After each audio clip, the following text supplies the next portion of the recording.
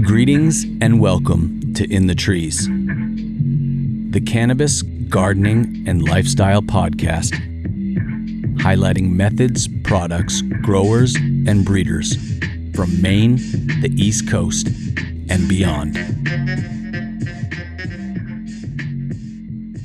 I'm your host, Mr. Roots, and I'm stoked to deliver you the lowdown on all things cannabis, presented not just for the well-vetted OGs in the garden, but for those buying a seed pack to grow their very first garden.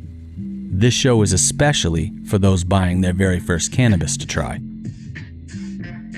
If you are listening in your car, sit back, relax, and strap on your seatbelt. And if you are listening in the garden, turn us up so you can hear us over the fans. Sending out good vibes from the rock-bound coast of Maine, we are In the Trees. In the Trees Cannabis Podcast would like to thank the Maine Cannabis Chronicle for sponsoring the show. If you haven't had the opportunity to check out their magazine, you should ask your local caregiver store, dispensary, or grow store if they have a copy of it. If they don't, request that they carry it. The Maine Cannabis Chronicle is a great source of knowledge on all things related to the high-quality herb here in Maine. This is a beautifully edited, full-color, well-done magazine full of captivating articles from some of the best in the business today. Grab a copy and give it a read.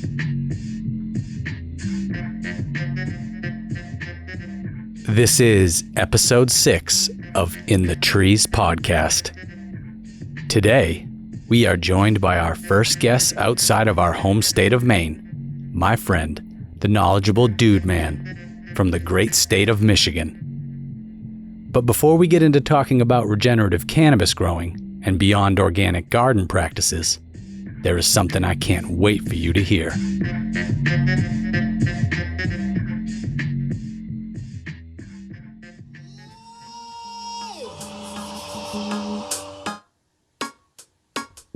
They say experience teacheth wisdom. It's time for a Stoney story. This is the part of the show where you, the listener, gets to enjoy a story told to you by one of the Stoney guests here on the show. Stoney stories are recorded here in the Alight studio after a feature we call Spontaneous Combustion, where guests of the show get irie and give their thoughts on some cannabis, extract, or other product. The effects from those sessions are the catalyst for the stories you will be hearing.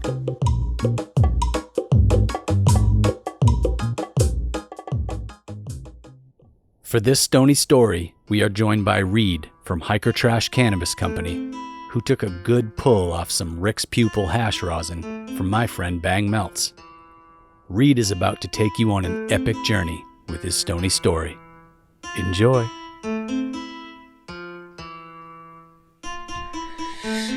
Where to begin?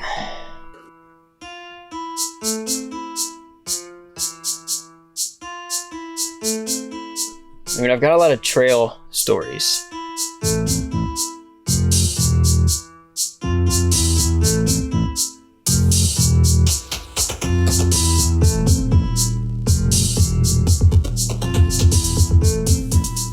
guess I'll just start from the beginning of kind of why I started and what got me out there. The Appalachian Trail goes from the Georgia mountains all the way to Mount Katahdin here in Maine. So that was like Christmas of 2014.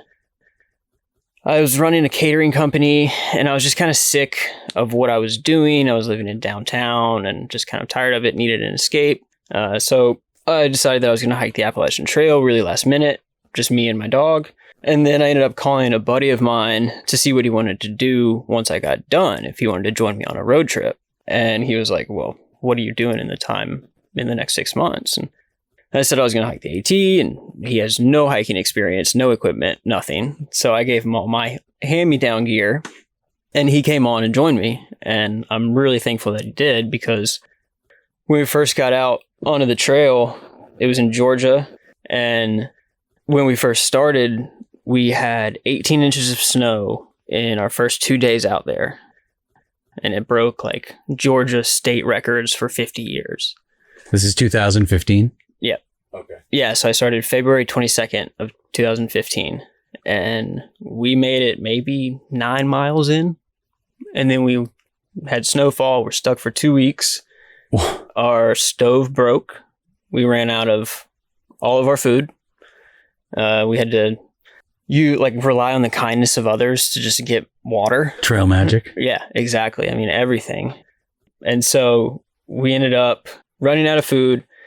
Our stove broke. His pack broke. My jacket, I carried hot rocks on it and it just burnt the whole thing to bits. So my jacket was just worthless. So we were in a weird situation. And we were kind of regretting things and questioning what we were really doing. But we decided to just push on, that this was our first 2 weeks. Like, it's got to get better.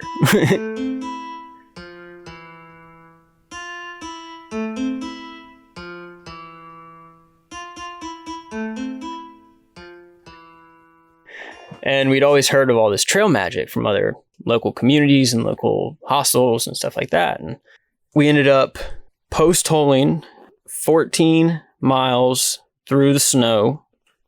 Most of it was at night. We get to this road crossing, and that was kind of our goal. We're like, once we get there, like, we'll be good. We'll be in town, all this stuff. Little did we know it was like a small fire road, and there was nobody there.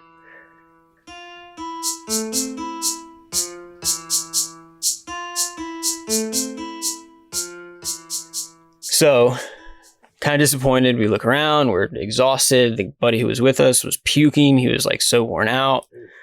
And we were like, what are we going to do? So this truck drives by and he kind of goes past us a little bit and he stops. He backs up and he was like, you guys hikers? You need a ride? We were like, oh my God, that would be awesome. Like, it's 1:30 in the morning. Like, why are you even down this road? We jumped in the back of the truck and he took us into the hostel that was in town, but it was so early in the season that they were closed.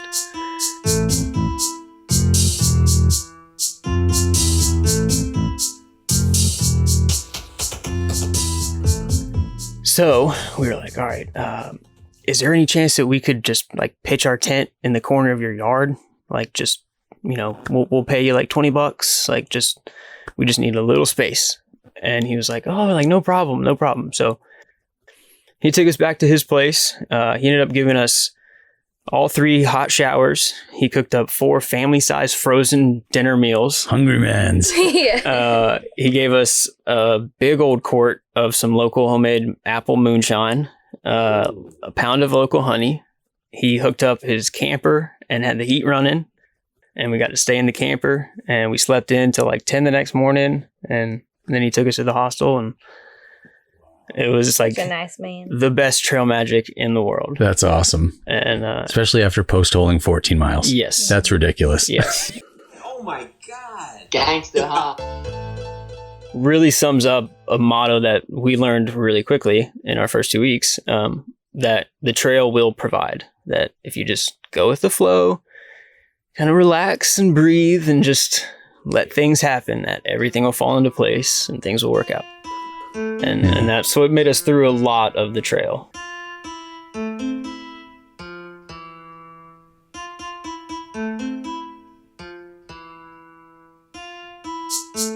So you hiked your own hike. Exactly. Yeah. Nice.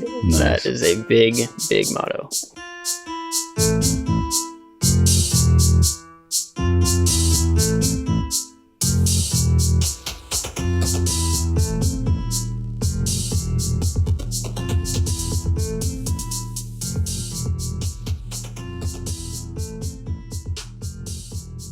In the Trees podcast is proudly sponsored by the Maine Craft Cannabis Association. The MCCA is a diverse group of businesses and activists committed to supporting an authentic craft cannabis industry in Maine. Their motto, People, Place, and Plant, represents their focus on fighting for craft Maine-grown businesses through their legislative work in Augusta. The MCCA's social activism supports all Mainers' legal protected access to the plant. Check them out on Facebook and Instagram by searching for Maine Craft Cannabis Association And please show your support to this extremely valuable organization.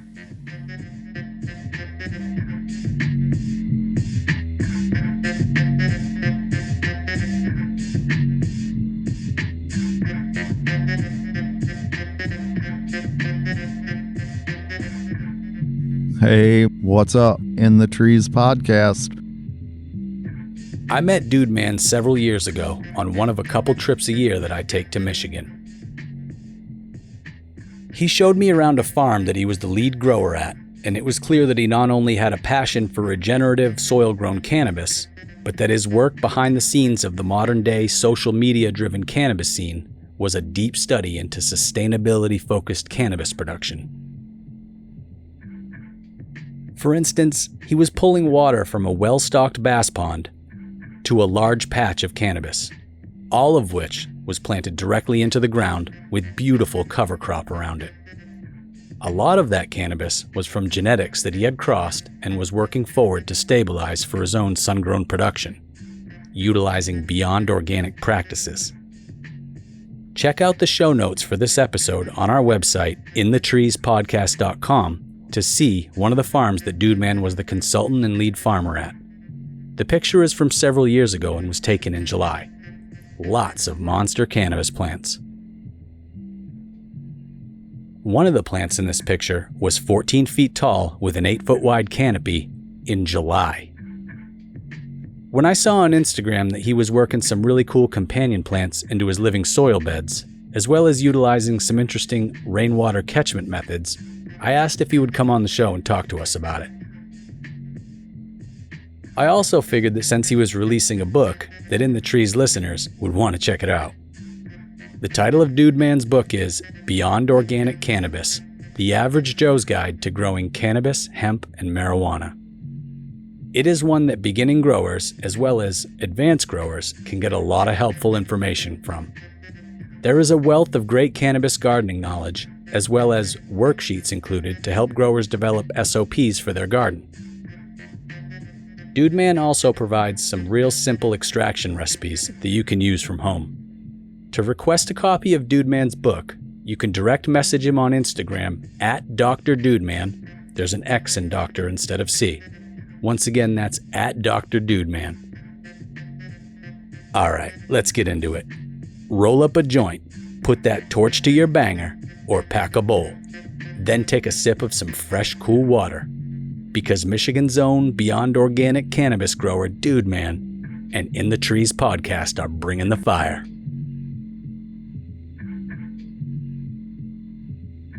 The idea is that you want to develop your soil through biomimicry, where you have potentially 20 plus varieties of companion plants and plant species growing together in a symbiotic relationship that ultimately is making your cannabis thrive. I wanted to discuss your book. What's the title of your book, Dudeman? The title of the book is Beyond Organic Cannabis. This has been a labor of love of yours. Yeah, it's a rough draft right at the moment. In the final version that should be available next year in April, they'll be able to do some notes, and there may be even some basic forms for watering programs, amendment programs, a basic timeline of what would happen in the course of an average outdoor grow season. If it's not measured, it's not managed. Yeah, that's amazing that you're doing that. I loved seeing the early bird edition. Thank you for sending that out. Yeah, man, you're welcome. So I wanted to try to touch on companion planting with you. You're a big proponent of companion plants being planted with cannabis, and you've done some interesting studies with them. What kind of knowledge could you impart on the cannabis community in regards to companion planting?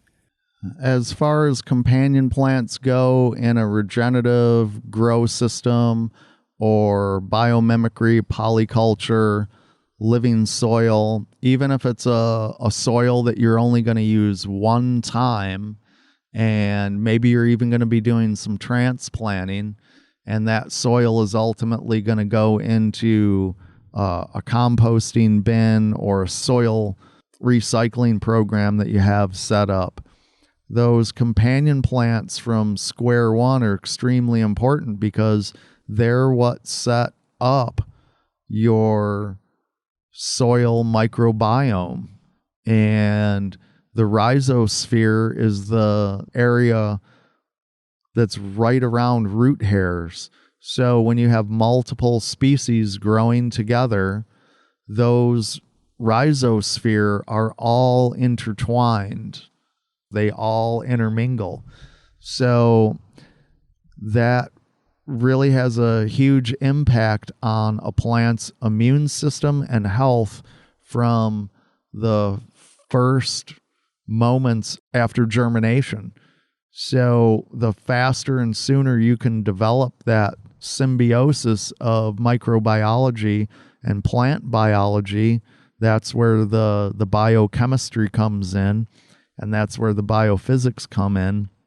And I'm by no means a physicist or chemistry major.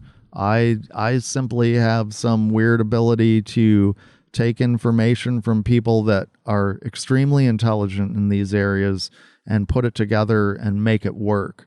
So back to the companion plants. Yeah, a minimum of 8 different species with your cannabis. It's best if you can get somewhere 20 plus species. And it doesn't mean that you have to have this little miniature jungle growing. It doesn't have to be a crazy, huge, thick carpet of cover crop. It can be somewhat fairly sparse looking. The important thing is that every plant that's growing there is happy and healthy, and they're growing together. And some of the plants you may actually have to do a little bit of chop and drop on. Some plants you let go all the way until their maturation. But again, that's biomimicry. 1 billion years of plant life on the planet can't be wrong. Right. Yeah, so I guess I'll run you through something I did this year. I started doing reverse hugelkultur, where I laid a bunch of logs in the trough. Over that, I put some of my chicken fertilizer, like my chickens scratched up straw and all their do, and then threw in a layer of straw over that.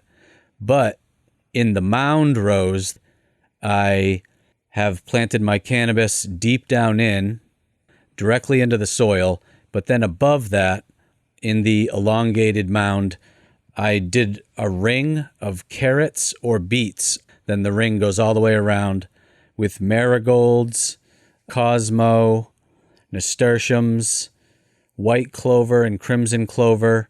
And then I've got a bunch of various other, people will call them weeds, plantains coming in. I have various types of amaranth coming in from previous companion planting crops. What other stuff are you using in your companion plants and your cover crops? A quick off-the-cuff rundown would certainly be crimson clover, bursum clover, white clover, mustard, kale, broccoli, carrots, any type of carrot, any type of radish, turnips, beets, any type of turnips or beets are good. Some of those beets and carrots, those rooting vegetables, will be left in the soil. They won't ever be harvested. Basil, lavender, dill, mints. I try to avoid mints because mints will take over an area super fast, and once you have mints, it's really hard to get rid of them. Peas, beans. So the peas, beans, the clovers are all legumes, so they all suck nitrogen up out of the atmosphere and put it into little nodules in their roots, thus transferring atmospheric nitrogen into the soil, which may take weeks, months, or years to break down and be viable by the soil microbiology. So one of the things that you have to be really aware of when you're adding high or concentrated amounts of carbon into your soil, what's the number one thing that carbon needs to decompose? It needs nitrogen and water, and it also needs oxygen. So quickly your nitrogen runs out and you're at a nitrogen depletion because you have all this carbon in your soil, and you're wondering why your tomatoes and your cannabis isn't doing so well and is showing nitrogen deficiencies. It's because you have this high carbon ratio and low natural nitrogen ratio. So you have to be a little bit extra aware of what is actually making up your soil so that you're putting the right plants in that are over generations going to sustain and keep up that nitrogen input. In the real world, we have animals that are constantly dropping bits of nitrogen off, either in their urine or their feces, right? So that's part of how the natural world works. So in my programs, I always encourage people to use some sort of animal waste into their composting system or their top dressing system. Whether their top dressing is in the spring, summer, fall, or even winter, they're putting nitrogen back into the soil biology. And different animal feces has different levels of nitrogen and slightly different types of nitrogen as well, amongst other compounds. So it's very critical that you integrate animal waste into your regenerative, beyond organic farming situation. I just had a recent encounter, a week ago, last week, I think it was Monday or Tuesday. A fella has 6 small plants that he's growing, him and his wife, and they've got a little teeny chicken coop with a little chicken yard, and they added an auxiliary yard next to it this spring, and they have 5 ducks. Well, they were really getting tired of the ducks needing water all the time and wanting to paddle about, and unfortunately they can't let their chickens and ducks run around all the time because one of their dogs doesn't play well with them. So their daughter, who just graduated from high school, came up with the idea of, well, damn, we need to have water for the ducks. What do? Let's put in a kiddie pool. But you can't just put in a kiddie pool and put water in it because it gets nasty. What do? Hey, let's get a couple of great big 50-gallon, 60-gallon trash bins, and we're going to get this little water pump with a deep cell charged battery and a solar panel, and we're going to hook up a water pump. We're going to pump the water out of the little kiddie pool into the first water storage tank, which also just happens to have some sort of living plants growing on the top of the water. And there's a tube that runs over to the adjacent barrel, and it has some sort of microbiology growing in it. And its overflow goes back into the little kitty duck puddle. They've been running it for 4 weeks now, and there's almost no scum in the little kiddie pool. So when the ducks are pooping in there, or whatever it is they do, some of that is getting sucked back out, and there's microbiology in there that's breaking it down accordingly. So when I was there visiting and saw this situation, I'm like, you know what water you should be using aside from rainwater for your cannabis and your little veggie garden? You need to incorporate using a certain amount of this duck water, this aquaponic water, in your irrigation for your cannabis and your vegetables, because it's a natural system. For sure. No, that sounds amazing. So that was kind of a light bulb moment of, hey, how do you incorporate ducks and chickens and these other animals into more biomimicry? Well, you can throw in a little bit of aquaponics, and it's a big game changer. And I've never really delved into aquaponics, but after seeing this, now I'm much more interested in that and would certainly like to, over the rest of my life, I guess, however long that is, helping people incorporate some of those aquaponics and water management into their program so that now they're getting an even more diverse, more natural situation.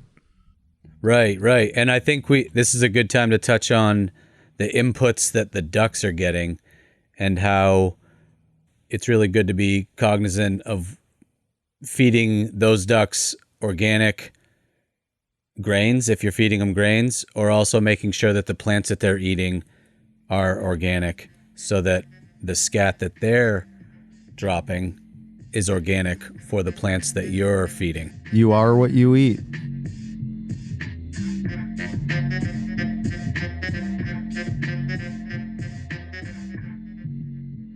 I see that you've been doing some amazing rainwater collection reservoirs on Instagram, and they look fantastic. You've got several different methods, and I wanted to see if you could impart some knowledge on us about that. Yeah. So one of the most important things about regenerative growing or true organic growing, water is your number one focus, the quality of your water. The only true appropriate water that's naturally available is rainwater, some pond water, some stream water, some water from artesian type wells or springs. You have to be careful with those types of water because they may have different elements in them or micro minerals, trace elements, things that may not be conducive to your soil health. So with the rainwater harvesting, it becomes fairly easy for most people to capture enough quality rainwater off of their roof or even temporary flat surfaces that they can make with tarps and collect that water en masse and store it and utilize that water. So one of the requirements is you're trying to keep out as many small debris and particulates that you can out of your captured water. There's always going to be some material in the water, which is okay. It's how the natural world works.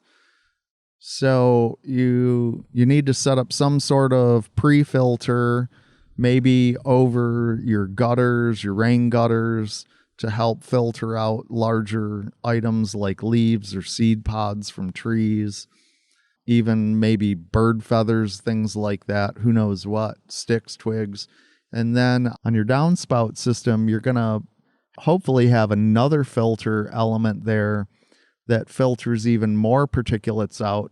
And there's multiple types available through Amazon or a few Google clicks away, or you may even make your own system and figure it out on your own. So another key component to think about the rainwater harvesting is how much water a human actually uses in a garden space per day or per week. When you simply have a hose and you're just nonchalantly watering and you don't have a meter, you have no idea how many gallons of water you're actually using. Do you have a figure that you might shoot from the hip with, let's say, on like a 100 foot by 100 foot plot? You have any kind of loose figure about how many gallons people are using a day? Right now on a 100 foot by 100 foot plot, let's say there was a husband and wife Michigan medical marijuana patient program going on where they each had 72 plants because they each have 5 patients. They've got their magical 144 plants right at the moment in a really good established regenerative biomimicry type of plot. Those plants and the heat and the temperatures and the winds and the limited amount of precipitation we've had right now in southeast Michigan, the plants are consuming about a half a gallon of water a day. So 144 plants would require 72 gallons of water a day. Yeah, we're in the beginning of June right now, so Yeah, that's about right. A half a gallon per plant. Yeah. So it's not just the cannabis plant that I'm talking about. It's all the companion plants that go along with it. You were mentioning ways that people use water, artesian wells and RO water, methods like that. You were saying that you don't think that they're effective for the growing of a cannabis plant. And I just wanted to see if you'd touch on some information based on those methods. Based on those ideas and what I've experienced over the last 6 years with the indoor growing, the outdoor growing, greenhouse growing, RO water is pure water. Its structure is completely, at the molecular level, is completely different than rainwater. It's completely different than spring water. It's completely different than city water or well water or seawater. It's all different. So the microbiology, I know I'm going down a little bit of a wormhole and a rabbit hole here, but soil microbiology has evolved over the last 2 billion years to work with rainwater, snow melt, artesian wells, stream water, and wetland areas, etc.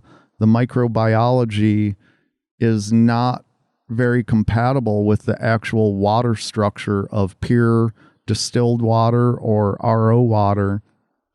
Well water has its own issues depending on where you're at. It may be completely sufficient for your soil microbiology, and in many places it's not compatible at all, because now you're bringing this water into the soil microbiology that has trace minerals and elements and oxides that soil microbiology and those plants would never encounter. So you start to throw off the balance of your soil microbiology, your plant biology, the interaction, the symbiosis between everything.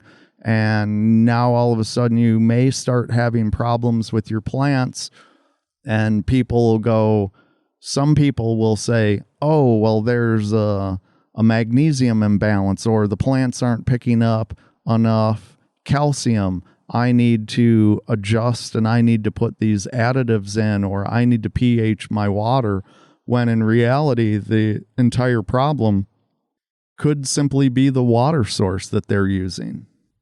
Right, via their artesian well or the pond or lake that they're nearby.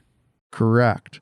So ponds or lakes or artesian wells can potentially be great.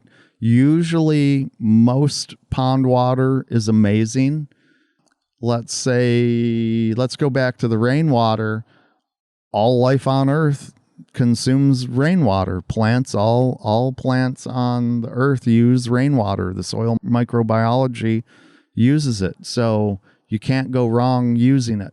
You can easily store rainwater in tanks, and you don't have to do anything to that water. You don't have to aerate it.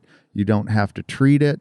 You don't have to try and wash the film out of the inside of your storage tank.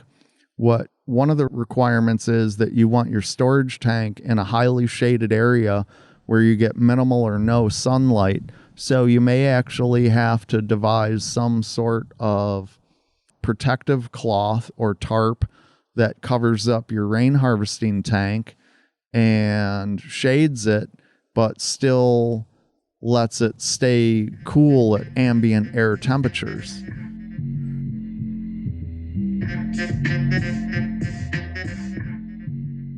You posted a picture of a Holy Grail 69 crossed with white rhino.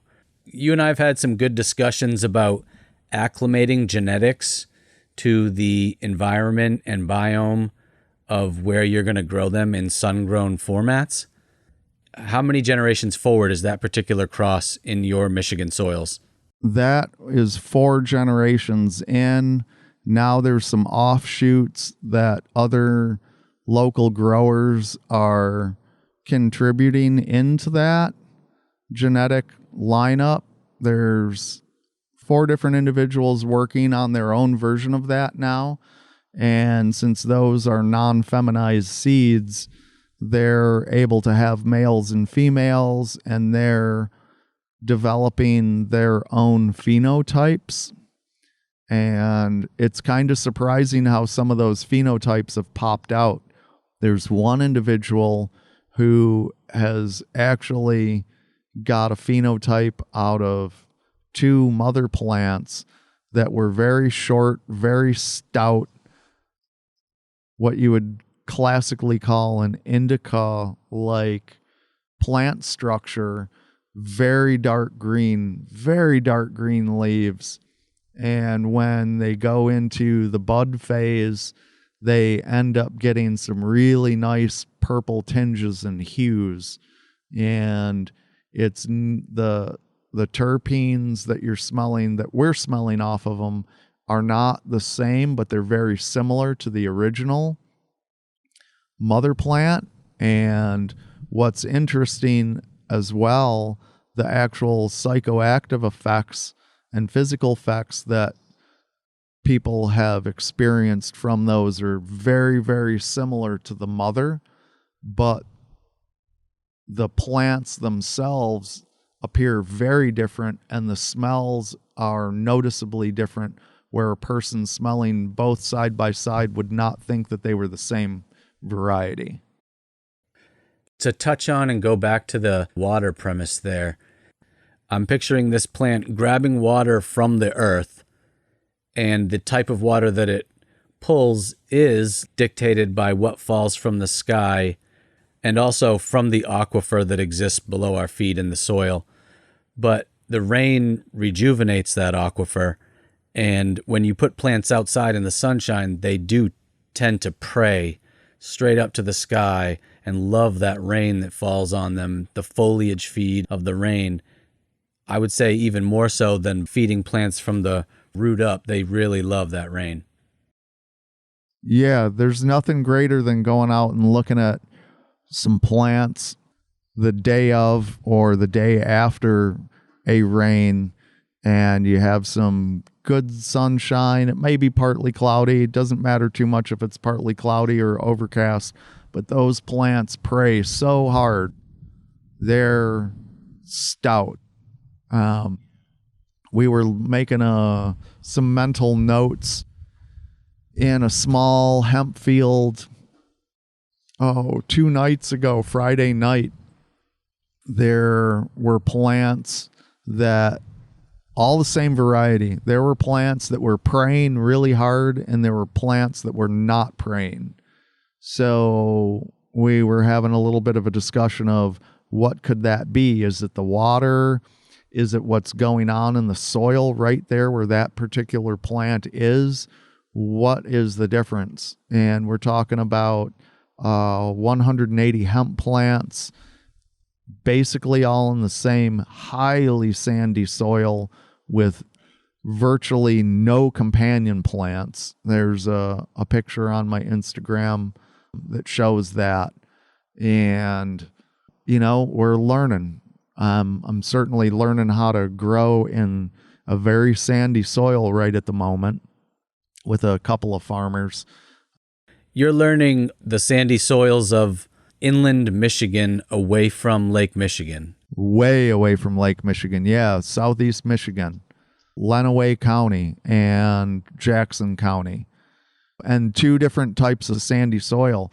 So it's a whole different microbiome. So those plants, none of the plants were developed or bred in a sandy soil. So it's a big learning curve. And right at the moment, the big push for those 2 hemp farmers is to actually grow out a few 2 or 3 male plants, get the best male that they can that has the best physical attributes and is able to deal with that soil and rain situation and irrigation, because they actually have to irrigate.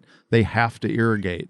So the big focus right at the moment is, okay, you folks need to start breeding your own hemp variety or cannabis variety that's high in CBD, low in THC, that's going to grow extremely well in your environment. And to do that, you're going to have to breed those plants to do that.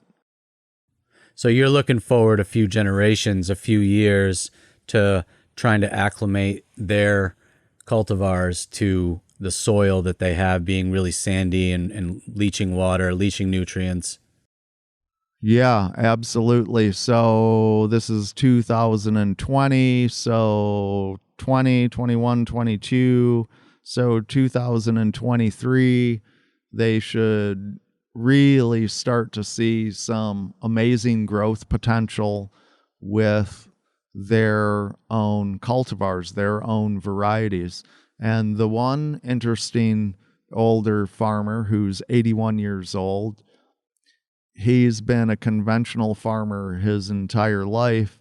And within the last month, he has jumped on this bandwagon of regenerative polyculture hemp cannabis growing and how to put that into his 80 acres of conventional growing, and how this regenerative format may end up affecting on a very positive way his conventional operation, where he's growing, I think 15 different types of plants right at the moment.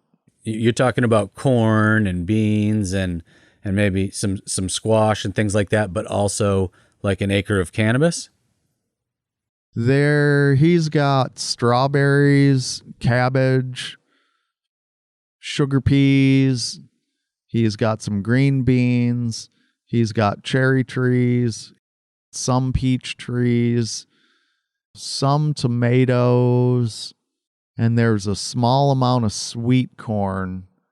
But everything that he grows is actually going to one country farm produce market, vegetable fruit market that's open all year, and 100% of his harvest goes to that one particular location. So whatever he grows is grown for them. So the hemp plot, I think, is 40 feet by 200 feet. So it's an interesting situation. The hemp plot's going to move for next year. I've been mulling over in my head on how to develop a composting program. He's all spurred up and anxious and in my face wanting to build some special compost and soil to do a long-term hemp plot. And he's up for the challenge. It's pretty awesome to work with someone like that. Yeah, for sure. Just knowing what you and I have talked about previously, and also shouting out a local Michigan-based amendment company, it seems like you're working with a company called Dairy Do. Yeah, I've been slightly working with them, talking with them for a few years now. Really started purchasing quite a few products from them this last winter and implementing those liquid amendments into indoor grow operations that are all regenerative based or polyculture based, where everybody's got cover crops and soil, and they're trying to not use any type of synthetic chemicals or highly mined chemicals, right, or products. I've had some good success. My clients have had good success. Different clients are formulating what works for them in their situation. Next year, when I have gone through and redone my book properly, I'm going to actually have some charts in there on how I would use their liquid amendments in different scenarios and strategies. And that would give people a good baseline of where they can start.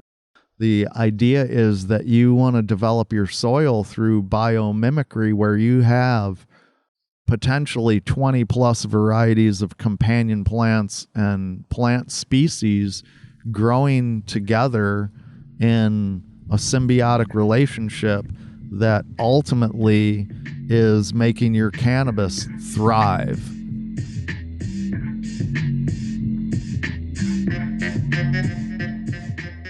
Frass Valley is an organic superworm-based garden amendment that I personally have used a bunch in my garden. It has a balanced NPK ratio and a lab-tested level of chitin at 16.9%. This means that it aids your plant in building its immune system, increasing beneficial microorganisms and mycorrhiza in your soil, while also discouraging soil-borne insects who might be looking to prey on your garden.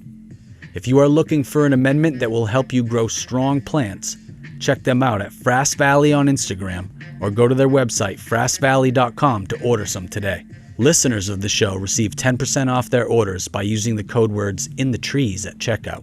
Wait till you see what Frass Valley's Superworm Frass can do for your garden.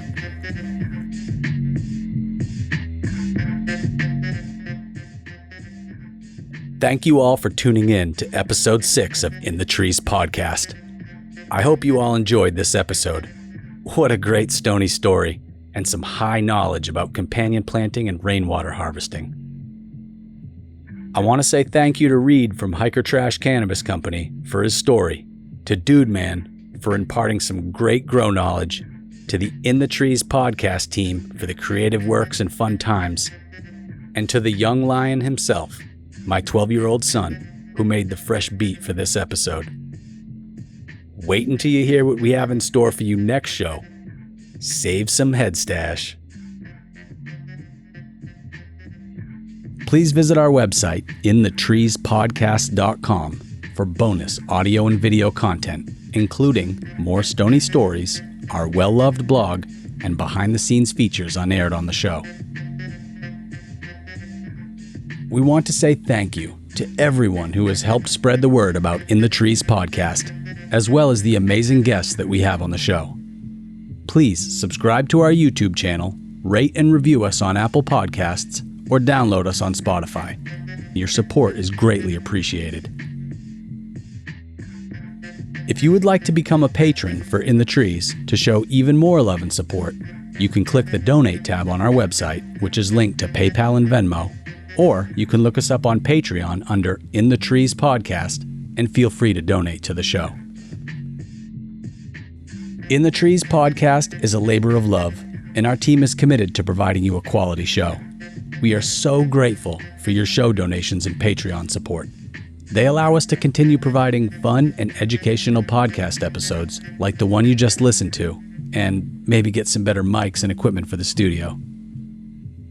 Apart from having access to a ton of behind-the-scenes audio and video, including raw cuts of myself and guests talking about things your kids might need earmuffs for, Patreon supporters also get the opportunity to score a pack of cannabis seeds from intentional crosses that I made in one of my own gardens, which are for tossing in your smoothie or feeding to your cockatiel.